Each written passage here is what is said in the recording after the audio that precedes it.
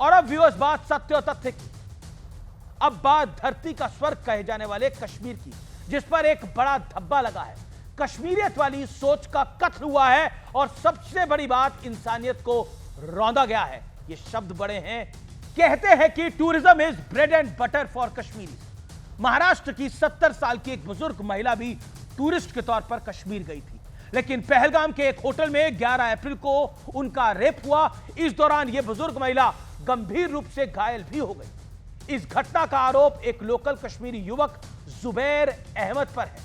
यह घटना इतनी घिनौनी है, इतनी गंदी है और दर्दनाक है कि अनंतनाग के सेशन जज ने आरोपी जुबैर अहमद को जमानत देने से इंकार कर दिया और उस पर टिप्पणी करते हुए कहा कि एक बुजुर्ग महिला जो संतों और ऋषियों की भूमि पर आई थी, लेकिन उसके साथ इतना बुरा व्यवहार किया गया कि उन्हें अपने बच्चों के साथ बुढ़ापे के दिन बिताने के लिए अपनी पसंद की जगह आने पर आज पछतावा हो रहा होगा।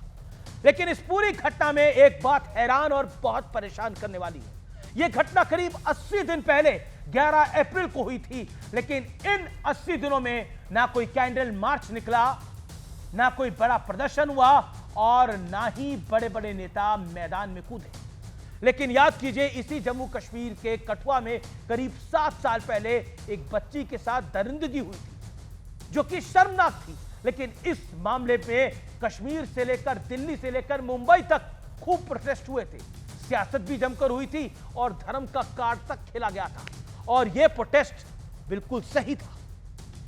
पीड़ित को इंसाफ दिलाने के लिए शांतिपूर्ण प्रदर्शन तो होने ही चाहिए, लेकिन सवाल है कि 70 साल की बुजुर्ग महिला के मामले में विरोध वाले तंत्र एक्टिव क्यों नहीं है?